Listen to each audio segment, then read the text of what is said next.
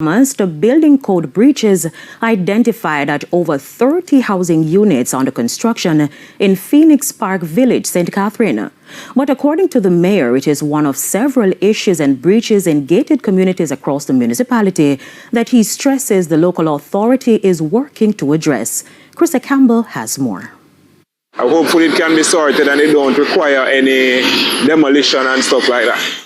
President of the Phoenix Park Citizens Association, Andre Brown, on several building breaches outlined by the local authority, the Portmore Municipal Corporation. But could it be too late for the non-compliant residents? From the conversations I've had with the mayor and even other persons here in the community, it appears that some persons are building without even submitting plans. I mean, at a minimum, you would have expected that persons are aware that you must have your drawing done by certain professionals, and it has to be submitted to the municipality. I know you get a particular document to advise your neighbors in the close proximity to your home that you will be doing construction. We have served over 30 notice within that community, and we intend to take the necessary action where we are going to have to now take them to court for them to either demolish or come in and rectify the breach that are there.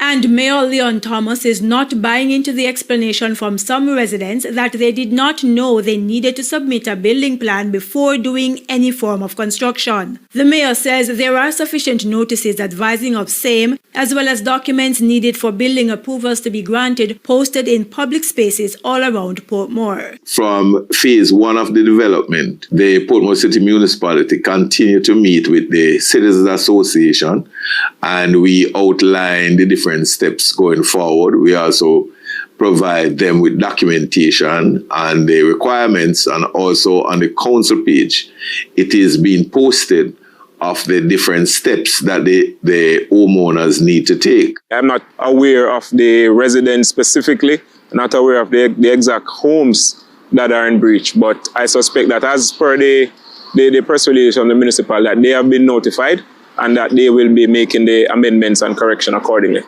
He says from dialogue with the mayor, he will be passing on additional information to homeowners that should prevent any further breaches in the future. Meanwhile, a caution to residents. What you do don't just affect you, it affects all of us. If you decide to paint your house in orange or green or pink, when the code says your house should be in one of 5 colors, that's a breach, and we want persons to be aware and understand that. Krista Campbell, TVJ News.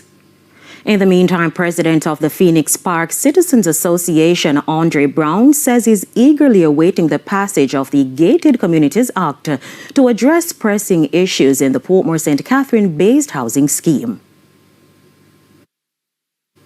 Having their edging growing out in the sidewalk and impacting persons who walk and run in the morning.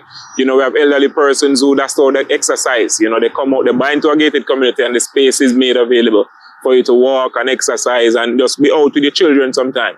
And people have edging going all the way out almost in the road. He was speaking to TVJ News this week following the municipal corporation's warning of demolition for over 30 building code breaches. Another vexed issue for the association president is the non-payment of maintenance fees from some homeowners.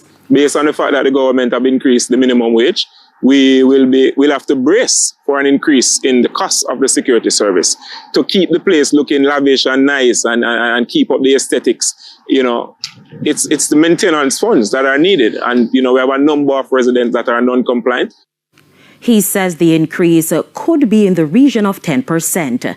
Now, the Gated Communities Act has been promised from as far back as 2017, and in August 2022, Prime Minister Andrew Holness announced that it was in its final stages of completion to be tabled in Parliament, but to date it has not been passed. Now, the anticipated legislation is expected to address issues such as the existing need for court action against non-compliant residents.